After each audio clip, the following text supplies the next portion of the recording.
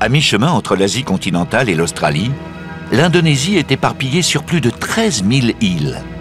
Bali est l'une d'entre elles, dans l'alignement de cet immense chapelet. Contrairement à la plupart des autres îles du monde, Bali ne doit pas toutes ses ressources à la mer. Elle doit beaucoup à ses volcans, qu'elle vénère parce qu'ils enrichissent le sol, mais qu'elle craint parce que leur présence est une menace permanente.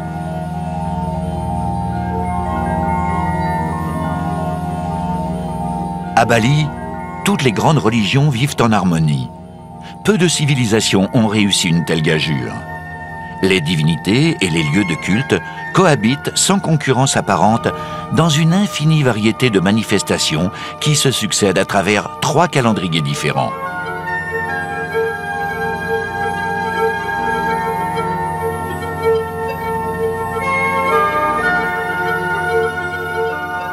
Le peuple balinais détient une grâce naturelle, merveilleusement préservée depuis des siècles.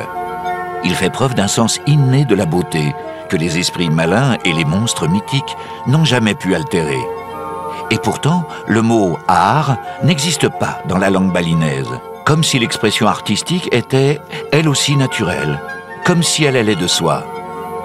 Aucune matière, même parmi les plus ingrates, n'échappe au génie créatif des artisans.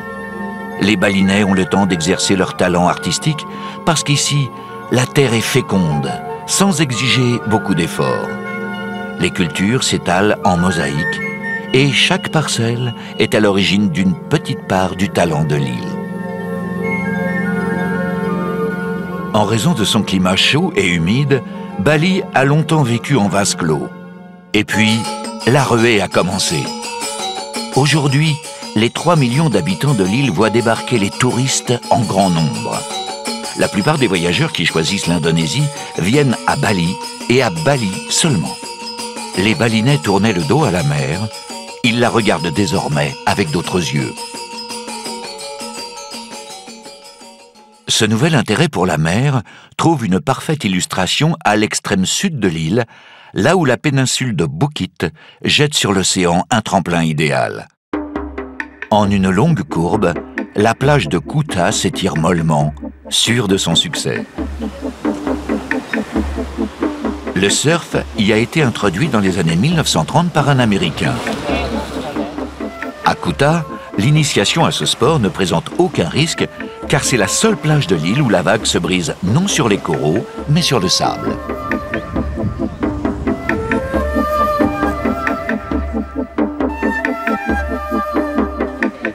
Les Balinais ne manquent pas de ressources pour attirer la clientèle. Le commerce est chez eux une seconde nature.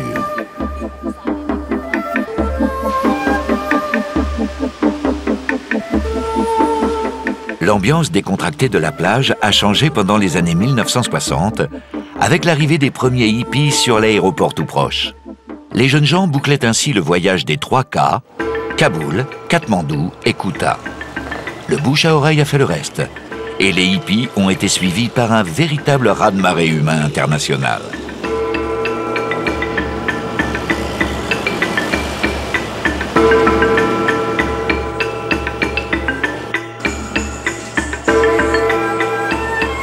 Dans la folie du succès, on a construit un peu n'importe où et un peu n'importe quoi. Les 2 villages voisins de Kuta ont été absorbés. Et il faut souvent rouler sur plusieurs kilomètres pour échapper à l'urbanisation galopante. Ici, pas de surfeurs, car il n'y a pas de vagues. Sanur est à la hauteur de Kuta, mais sur la côte est, plus calme.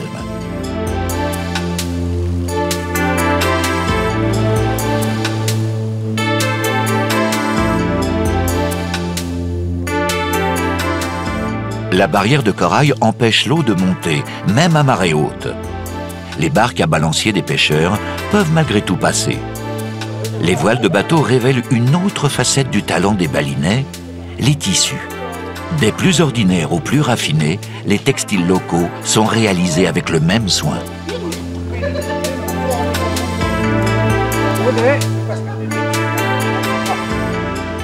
Beaucoup plus qu'un espace de loisirs, la mer offre aux balinais de généreux moyens de subsistance. Hélas, ils se servent parfois sans discernement. Dans le port de Benoa, au sud de l'île, quelques élevages tentent de réparer les dommages causés par la chasse aux tortues marines en voie d'extinction. Les campagnes de sensibilisation n'ont pas encore abouti, car sur les tables de fête, la tortue est un mets très prisé. Le banyan est l'arbre qui symbolise l'unité nationale. C'est l'arbre protecteur. De nombreux temples et de nombreuses pagodes en sont pourvus.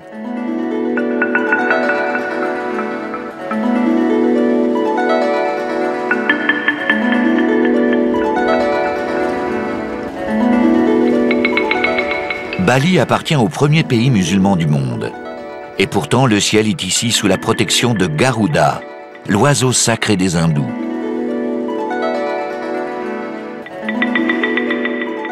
Les balinais puisent largement dans les ressources de l'océan, mais sans compromettre l'équilibre naturel.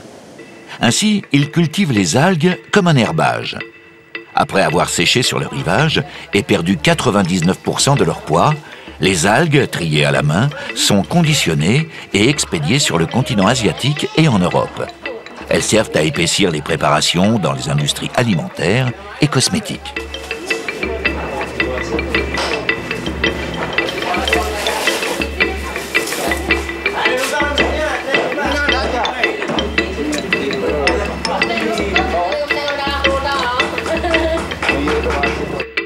En plein cœur d'un patrimoine naturel et culturel incomparable, mais toujours menacé par la présence de l'homme, les équipements hôteliers ont fort à faire pour passer inaperçus.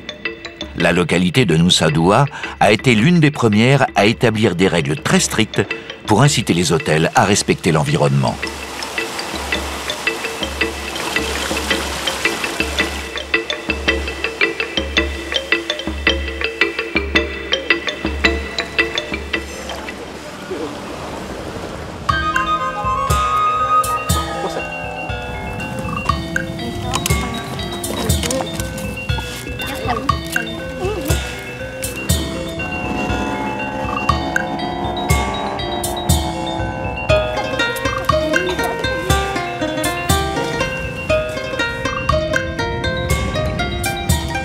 Sur la terre calcaire de la péninsule de Bukit, la végétation est maigre. Seules les fibres de palmier, séchées et peignées, sont exploitées pour former les toits de ces sanctuaires, les mérous.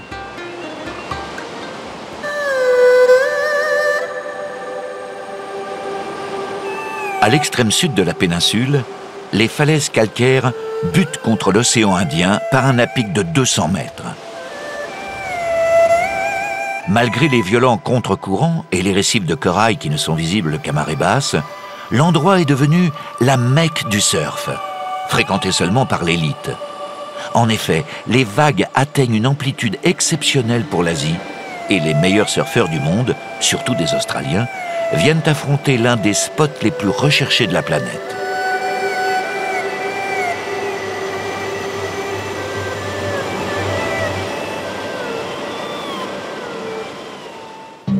Au sommet de la falaise, l'accueil est organisé par une famille de macaques.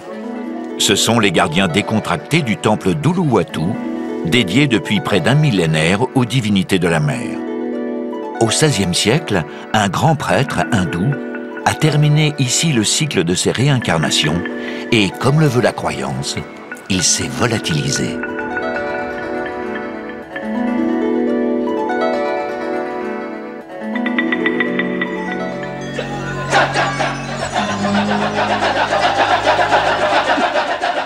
l'illusion est trompeuse. On croit entendre les cris d'une bande de singes. Les cris sont émis par un ensemble d'hommes souvent originaires du même village. Leur chant à plusieurs voix repose sur 2 syllabes et accompagne une danse, le ketchak.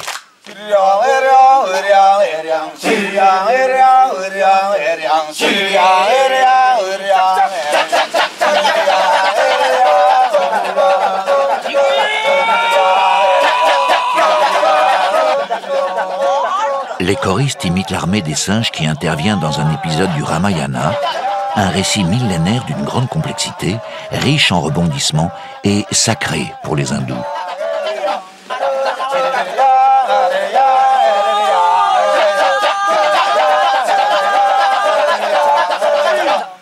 Malgré le conseil des sages, le prince Rama part à la chasse.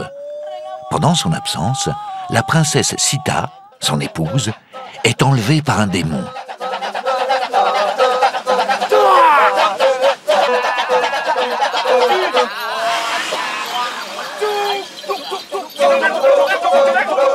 Mais Hanuman, le dieu singe blanc, entre en scène.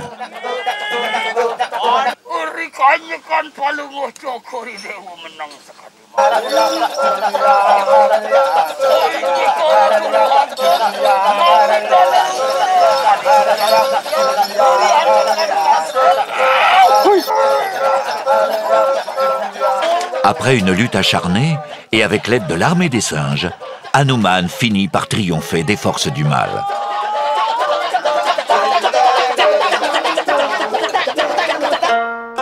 Au nord de Denpasar, dans le centre, la physionomie de l'île change. Les agglomérations se font plus rares et cèdent le terrain à la culture du riz, une graminée connue dans la région depuis 4500 ans. À la fin des années 1960, une nouvelle espèce a été mise au point. Elle permet 3 récoltes par an. Les grains de ce riz nouveau tombent facilement des tiges. Il est donc battu à même les champs.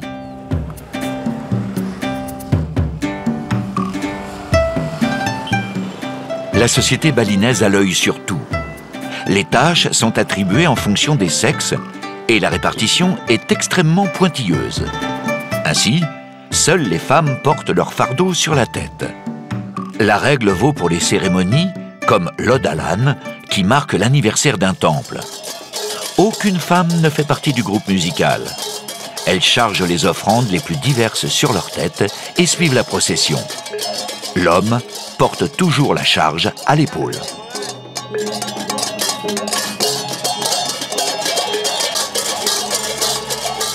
Les travaux des champs et la vente du bétail sont attribués aux hommes, à l'exception de la moisson. En général, les hommes laissent aux femmes les travaux lourds ou salissants et se réservent la construction des maisons traditionnelles en bois.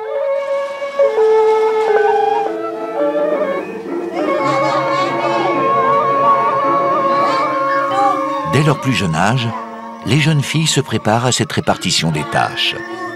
La danse leur offre un espace unique où elles peuvent interpréter plusieurs rôles et exprimer des sentiments opposés à leurs conditions par le jeu minutieux des regards, des poignets et des doigts.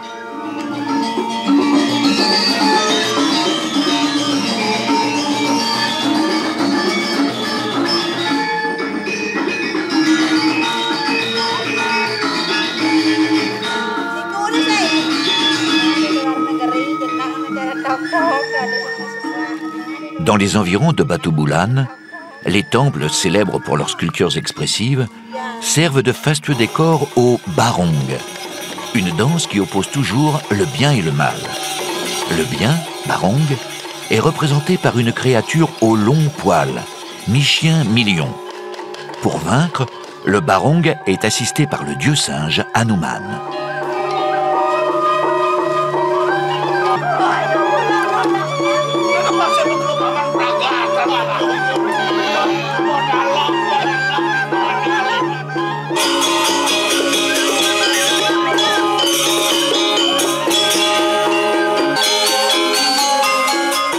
Avec ses crocs à venin, le mâle prend les traits d'une grosse peluche menaçante, la sorcière Rangda.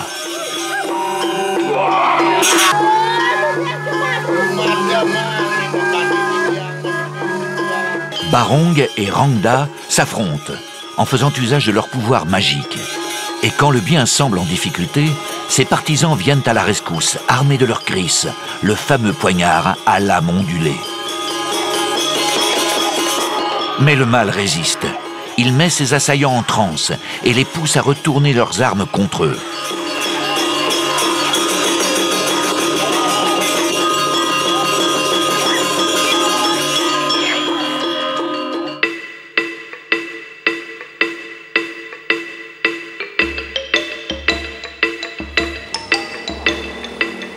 Tout autour de Batu Bulan, un grand nombre d'artisans font la réputation de la région. Ils travaillent des matières et des sujets très différents avec une étonnante dextérité. Les sculptures en bois léger imitent les fleurs ou les fruits à la perfection. Les enfants sont chargés de mettre la touche finale.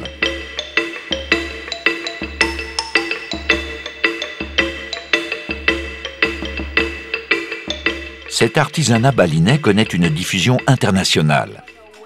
La sculpture sur bois dur y est pour beaucoup, et le village de Mas s'en est fait une spécialité. Selon la tradition, la sculpture sur bois était le domaine privilégié des grands prêtres hindous, et l'inspiration était exclusivement religieuse. Aujourd'hui, le travail du bois occupe des artisans de toute classe sociale. La sculpture sur pierre utilise une roche volcanique tendre et légère qui se travaille facilement et permet de soigner les détails. En revanche, cette pierre poreuse s'abîme très vite.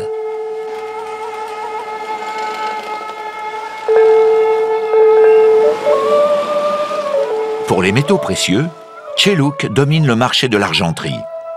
L'argent est importé et les bijoux sont réalisés à la main, sans moule. À l'origine, les orfèvres formaient un groupe à part dans la société balinaise, parce qu'ils avaient reçu des dieux le savoir secret d'associer le métal et le feu.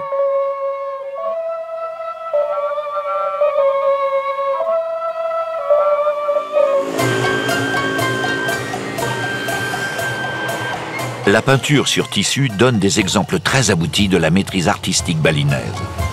Le batik a été créé sur l'île voisine de Java, mais la technique s'est répandue dans tout l'archipel indonésien. Après avoir dessiné le motif sur un tissu brut, on souligne ses contours avec un mélange de cire d'abeille et de paraffine, appliqué à l'aide d'un petit récipient en cuivre. Les endroits couverts de cire sont ainsi préservés de la teinture. L'œuvre apparaît enfin quand la cire est enlevée à l'eau bouillante.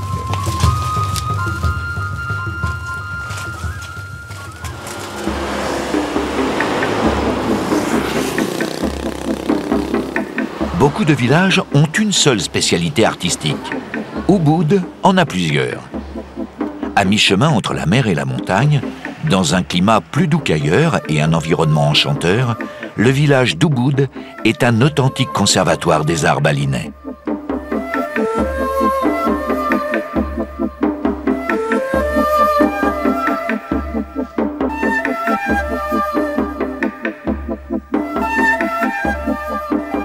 La peinture domine ce foyer de la création balinaise à travers des œuvres d'inspiration religieuse ou profane, aujourd'hui très influencées par la peinture occidentale.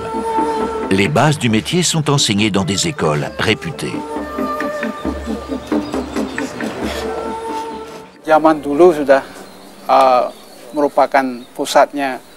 Ubud est depuis très longtemps le centre artistique de Bali. Il y a eu de nombreux peintres célèbres qui ont commencé ici.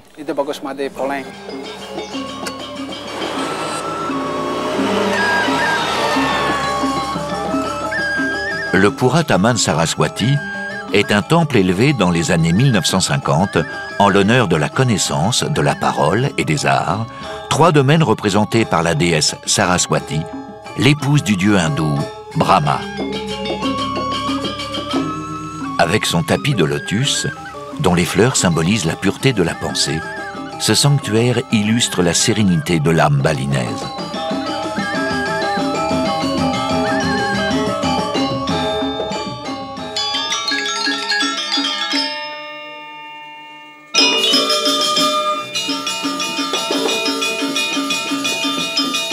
La danse Legong est née à Ubud. Les danseuses sont choisies parmi les plus jolies fillettes impubères. Jadis, elles appartenaient au prince.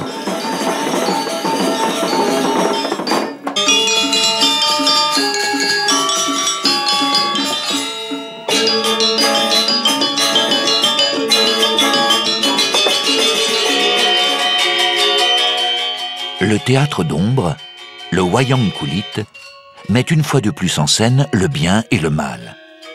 Silhouettes nées de la lumière tremblotante d'une lampe à huile, les personnages appartiennent à l'un ou l'autre camp. Les bons entrent en scène par la droite, les mauvais par la gauche. Les marionnettes sont découpées dans du cuir de buffle. Elles détiennent un vrai pouvoir spirituel. Le marionnettiste possède l'aura d'un mystique en contact avec le monde sacré.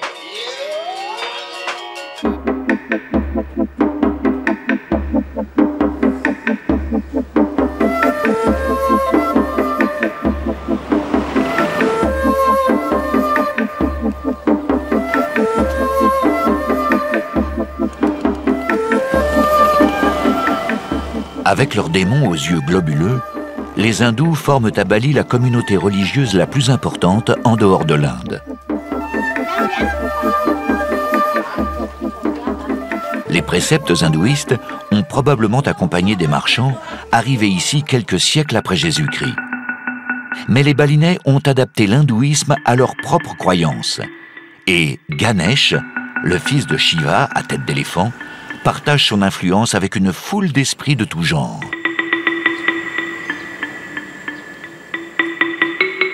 Dans le temple Penataran Sassi, un disque de métal représente pour les Balinais la 13e lune tombée ici par hasard. Il s'agit en réalité d'un gong en bronze, le plus grand au monde à avoir été fondu d'une seule pièce.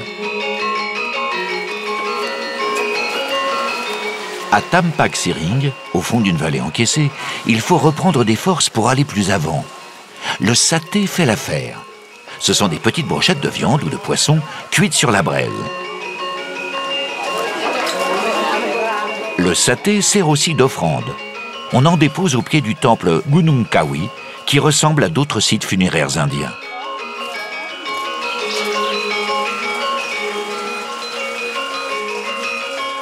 Une dizaine de sépultures creusées dans la roche composent un ensemble que certains font remonter au Xe siècle après Jésus-Christ. Elles pourraient contenir les cendres de rois balinais, mais la datation et la vocation du lieu suscitent la controverse. L'eau des bassins de Goa Gajaha, tout proche, a, paraît-il, la propriété de préserver la jeunesse. 6 statues de femmes, grandeur nature, répandent leurs bienfaits.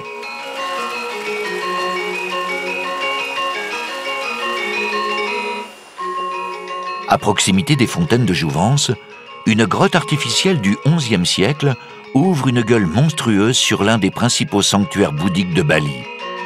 À l'intérieur, des vestiges hindouistes, preuve que dans l'île, le brassage des religions est très ancien.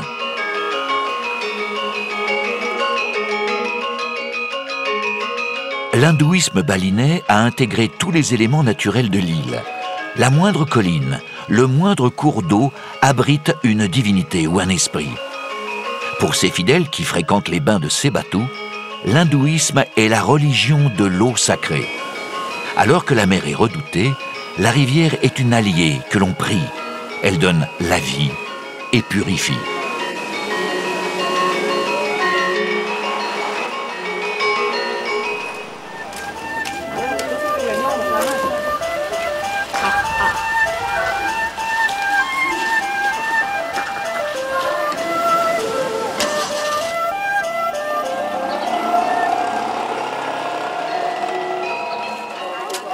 La vie des Balinais se déroule en plusieurs étapes. Elle est hantée par les esprits malins et protégée par les esprits bienfaisants. Des préparatifs minutieux caractérisent les cérémonies qui marquent le passage d'une étape à l'autre, comme celle de l'enfance à l'adolescence.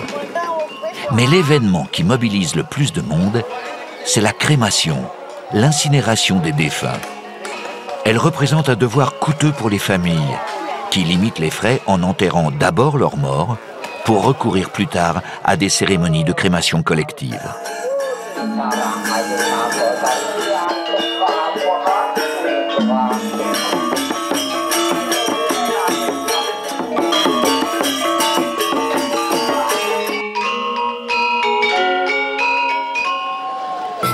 Portés à bout de bras, ces sarcophages exubérants vont servir de bûcher. Ils seront la dernière demeure des défunts. Ils ont l'apparence d'un animal qui diffère selon le statut du disparu. Le nombre de porteurs indique également le rang social du défunt. Plusieurs dizaines d'hommes ployant sous la charge d'un taureau sont au service d'un prêtre décédé.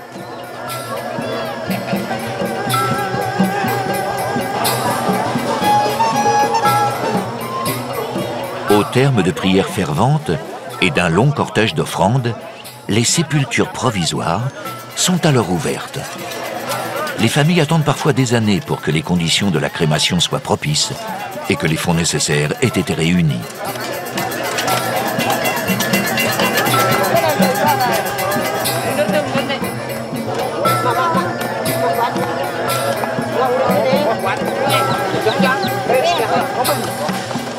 Malgré l'émotion des proches, la chaleur accablante et le temps écoulé depuis le décès, les restes sont recueillis, triés et lavés soigneusement. Ils sont ensuite enveloppés dans un linceul pour être emmenés en procession vers le lieu de crémation.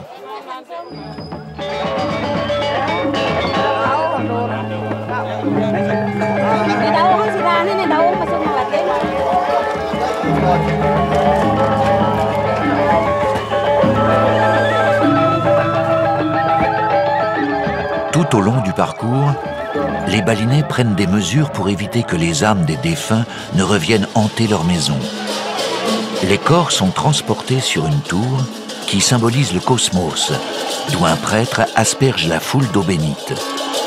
Afin d'égarer les âmes, on les balade dans plusieurs directions et secouées avec énergie, elles perdent tout sens de l'orientation. Vient enfin le point d'orgue de la cérémonie, la crémation. L'âme s'envole alors dans un feu de joie, parce qu'elle se libère de son enveloppe charnelle.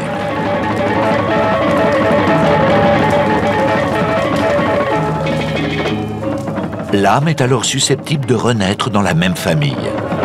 L'enfant est ainsi divinisé à sa naissance, car il peut porter en lui l'âme réincarnée d'un de ses ancêtres.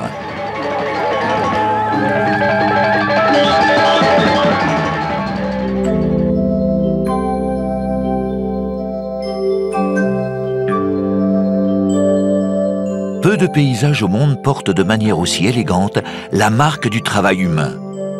En négociant chaque pouce de terrain avec la déclivité et en contrariant le cours de l'eau, les balinais ont conçu un formidable système d'irrigation qui permet au même moment de repiquer le riz dans une parcelle et de le récolter dans une autre.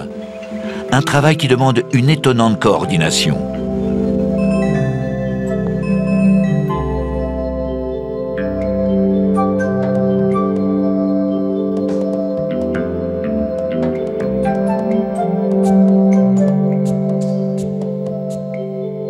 Les rizières occupent environ 20% de la surface du territoire balinais. Cela suffit à assurer les besoins de la population en riz grâce à l'extraordinaire fertilité du sol alimenté par les volcans, comme le mont Batour, au nord-est de l'île.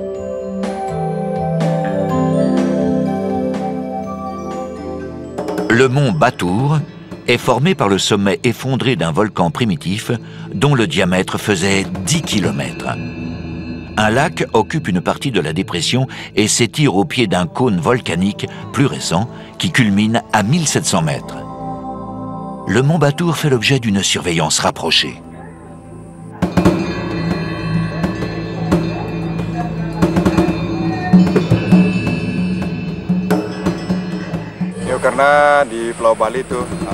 Bali est situé sur une ligne d'activité volcanique qui concerne toute l'Indonésie. Et il y a 2 volcans à Bali, Batour et Agung. Ils sont toujours en activité.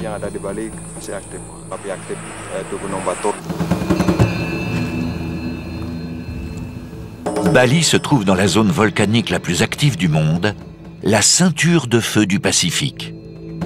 Les volcans ont créé l'île de toutes pièces, et les habitants les honorent parce qu'ils régénèrent les sols et maintiennent l'humidité en arrêtant les nuages. Les volcans de cette région sont pourtant redoutables. Ils crachent une lave particulièrement fluide et dangereuse parce qu'elle avance très vite.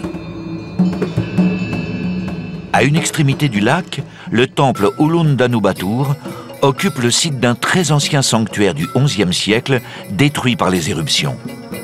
Il a été reconstitué en l'honneur de la déesse du lac. Le prêtre qui en a la charge est le plus puissant de Bali.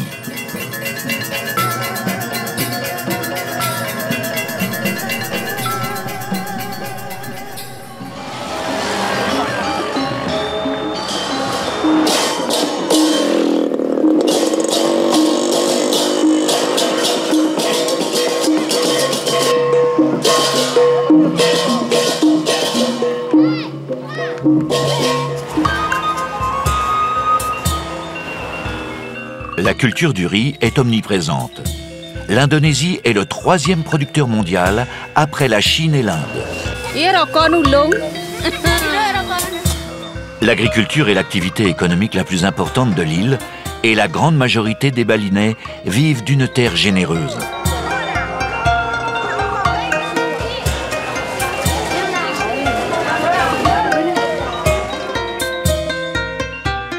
Plus au centre de Bali, le lac Bratan remplit le cratère d'un volcan éteint. Pour la région, il joue le rôle d'un château d'eau et les temples sont là pour exprimer la gratitude populaire.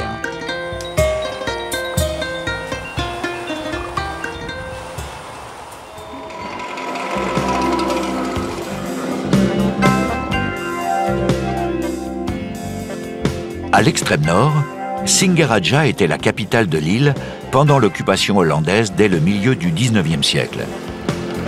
Comme beaucoup de puissances coloniales, les Pays-Bas cherchaient avant tout à s'enrichir. S'ils imposèrent aux femmes de se couvrir la poitrine, c'était plus pour garder le contrôle de leurs soldats que pour faire œuvre de civilisation. Les Hollandais laissèrent malgré tout quelques traces de leur culture. À Kubu Tambahan, la ville la plus au nord de l'île, le temple perpétue le souvenir des Hollandais par un clin d'œil. Un cycliste en bas-relief chevauche un vélo dont les roues sont des fleurs.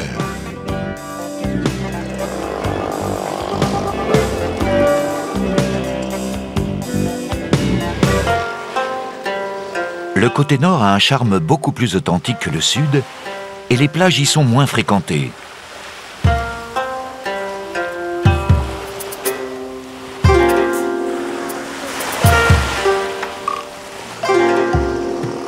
À 2 kilomètres des plages, vers l'intérieur des terres, s'élève l'unique monastère bouddhique de Bali, l'ashram de Banjar, qu'on identifie grâce à la dominante orangée de sa décoration.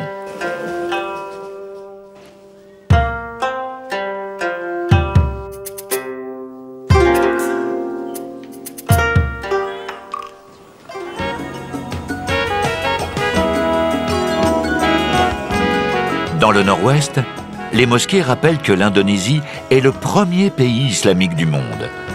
Près de 90% de la population indonésienne est musulmane, sauf à Bali, probablement délaissée par les marchands qui répandirent l'islam dans la région.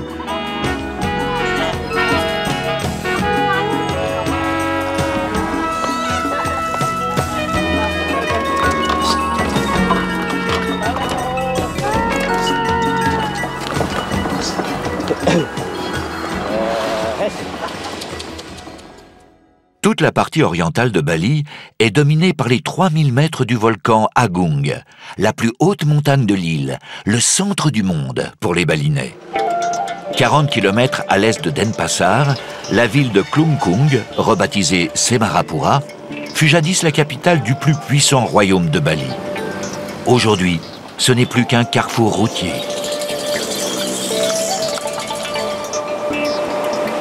Les Balinais désignent leur patrie par l'expression « notre terre et notre eau ».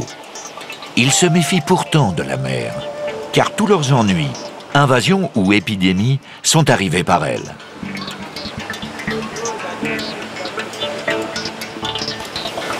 Leur bateau, le praou, équivalent du prao d'origine malaise avec son balancier, défie la mer par sa stabilité et contribue à faire du poisson un des éléments les plus importants de l'alimentation.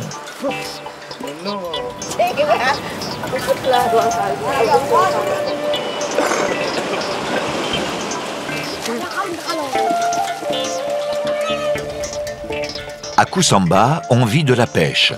Et pendant la saison sèche, on récolte le sel marin. Un adulte produit une douzaine de kilos par jour d'un sel qui est utilisé non pour la cuisine, mais pour la conservation du poisson.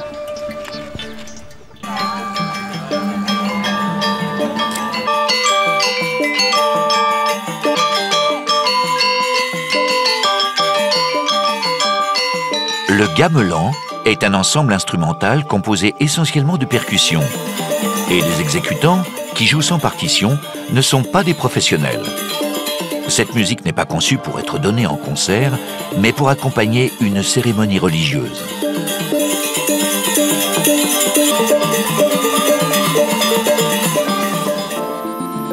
Le long de la côte, non loin de Kusamba, le temple de Goalawa est l'un des plus anciens de Bali. Il se dresse à l'entrée d'une grotte où des milliers de chauves-souris ont élu domicile. Elles sont protégées car elles passent pour être les gardiennes du temple.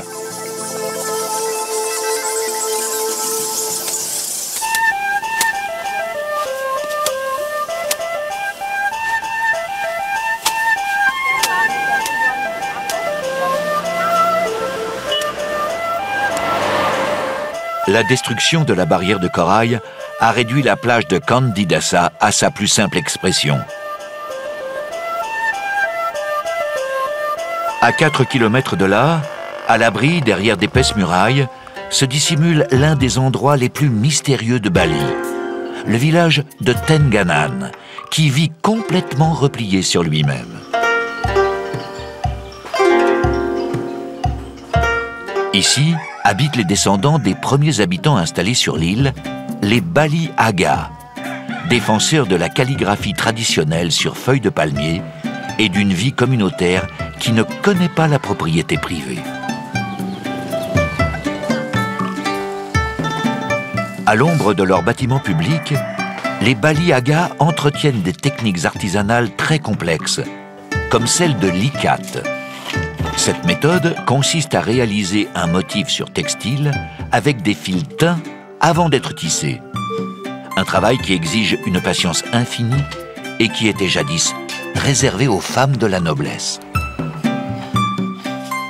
Les Bali Aga forment un groupe fermé de quelques centaines d'individus. Ils veillent à une gestion très stricte des mariages pour éviter les unions consanguines qui pourraient compromettre leur avenir. Les Bali Aga de Tenganan possèdent 1000 hectares d'une excellente terre, mais ils ne la cultivent pas eux-mêmes. Ils préfèrent la louer. Le conseil du village partage les revenus et les répartit selon les besoins de chacun. L'expérience du communisme bien avant l'heure.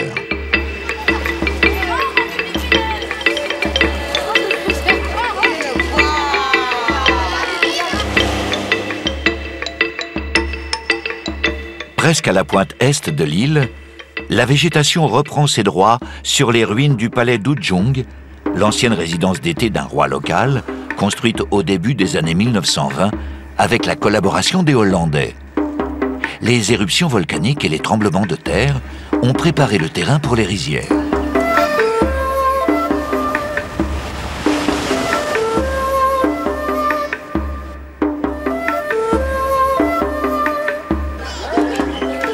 Deux, ça suffit.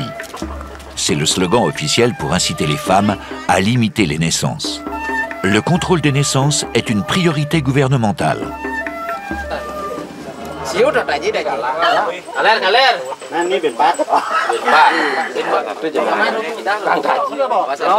Les enjeux sont importants dans les combats de coqs, organisés, en principe, uniquement lors des fêtes religieuses. Avant de se voler dans les plumes, les coqs sont équipés de redoutables ergots d'acier qui réduisent le duel à quelques secondes et font parfois des blessés parmi l'assistance.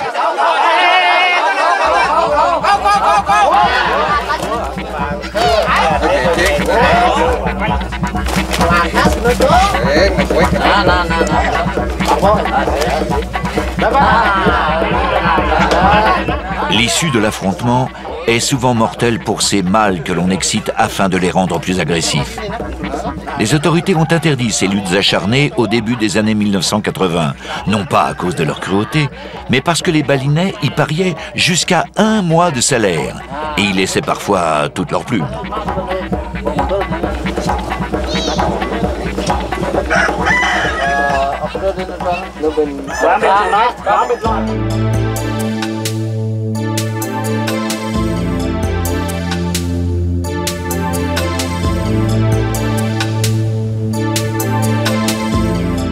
Un proverbe indonésien prétend que les religions viennent de la mer et les coutumes de la montagne. À Bali, comme les rizières qui montent en escalier à l'assaut des reliefs, les religions ont dû s'adapter à de nombreuses coutumes ancestrales. Cette réalité s'exprime sur les flancs du volcan Agung, où le temple de Besakih existait avant l'arrivée de l'hindouisme au XIe siècle. L'importance de ce sanctuaire explique le grand nombre de visiteurs. Le temple de Besakih est devenu le haut lieu de l'hindouisme balinais, de ses rites, de ses offrandes et de son architecture symbolique, où les mérous, avec leurs toits superposés, permettent aux dieux de descendre sur terre.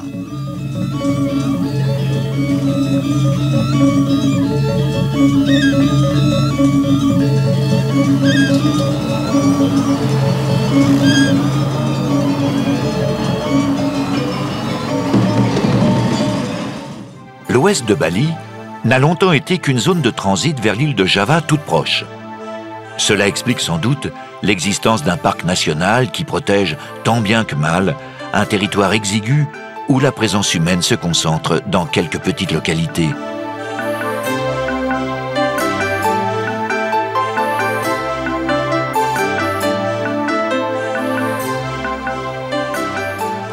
Le recours à des plantations très rentables, comme le cocotier, particulièrement répandu dans l'Ouest, et la quasi-disparition de la forêt originelle, saignée à blanc pour asseoir la domination des rizières, ont profondément modifié l'environnement de Bali.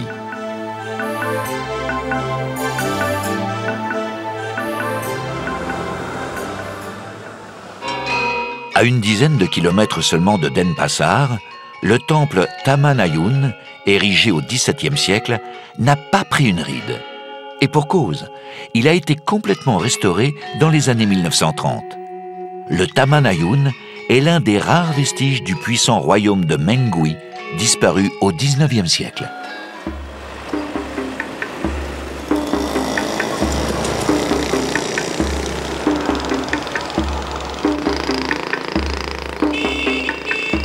Toutes les forêts n'ont pas été rasées. Très rare à Bali, des muscadiers composent la forêt de Sangay, qui abrite des singes sacrés. Ces macaques bénéficient de la haute protection du dieu singe Hanuman et ont colonisé le temple local. Il ne faut pas se fier à leur allure décontractée, car ces chenapans sont d'incorrigibles pickpockets qui rançonnent les visiteurs en toute impunité.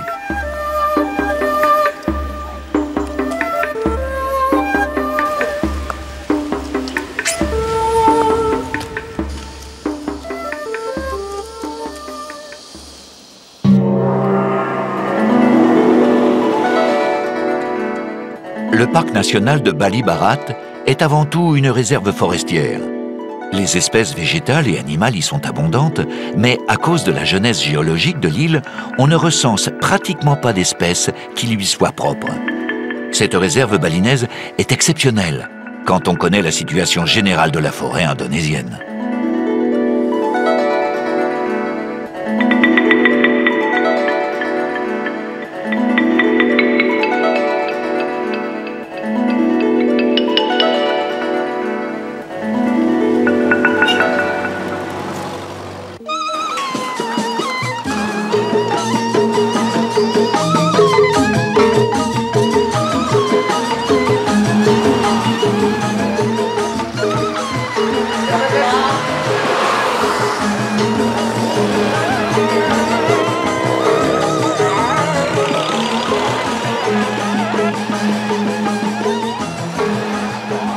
Bien qu'ils soient hindouistes, les Balinais ne connaissent pas les vaches sacrées et le bétail n'entrave jamais la circulation sur les routes. D'une manière générale, l'élevage est très peu répandu. D'abord parce que les pâturages sont presque inexistants, ensuite parce que le moindre lopin de terre est souvent converti en rizière. Le bétail est moins exploité pour sa viande ou son lait que pour sa force motrice.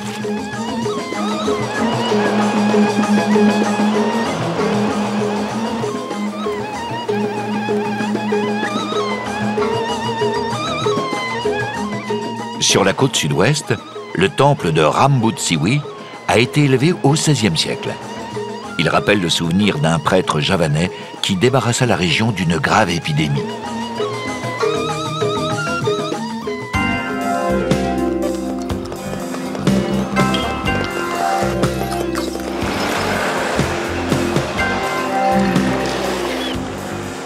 À Negara, les attelages abandonnent leurs fonctions utilitaires une fois par an.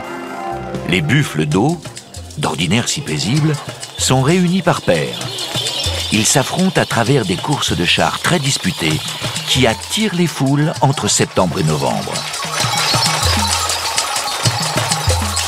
Pour vaincre, il faut avoir de l'allure, dans les deux sens du terme, style et vitesse.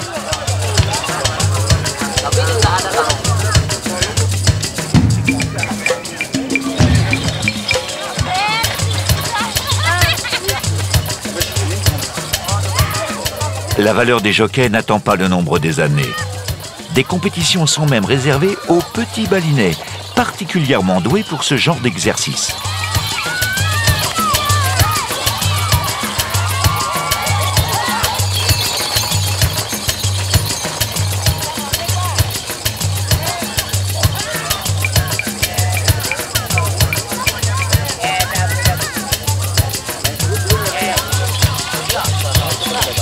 Ces buffles d'eau ne travaillent jamais dans les champs. Ils sont entraînés avant tout à la course et très sollicités.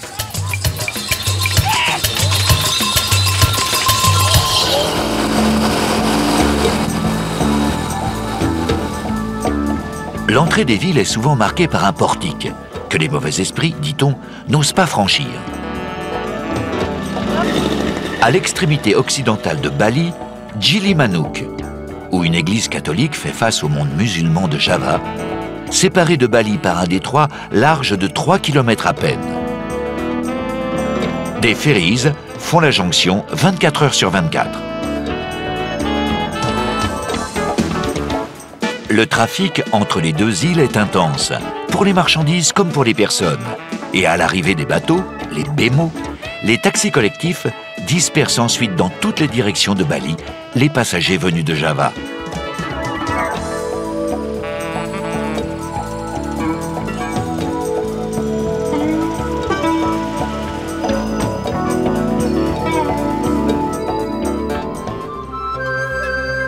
Au XVIe siècle, si l'on en croit la légende, un prêtre traversa le détroit qui sépare Bali de Java sur une grande feuille d'arbre.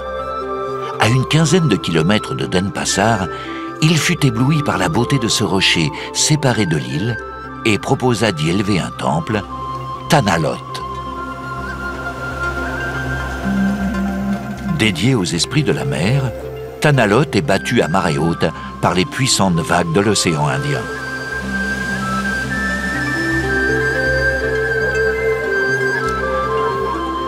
Le temple n'est accessible à pied qu'à marée basse.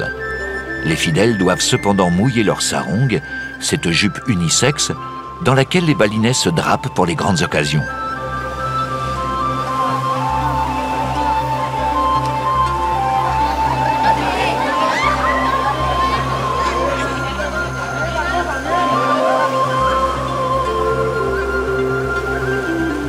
Malgré la distance géographique et culturelle qui la sépare de Jakarta, Bali n'est pas tout à fait épargné par les problèmes politiques et économiques qui concernent l'Indonésie. Sur cette île, bien souvent, la croissance démographique et la diversité des religions compliquent encore les problèmes.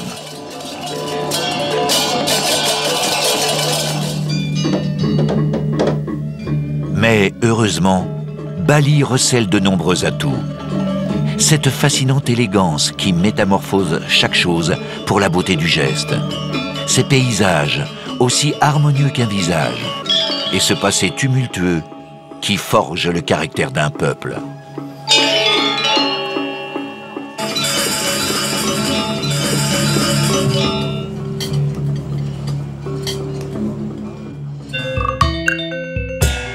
Selon un ancien texte balinais, les dieux ont la forme stimulante du désir. Ils éclairent la vie des balinais. Et si Bali fascine, c'est grâce à la lumière des dieux.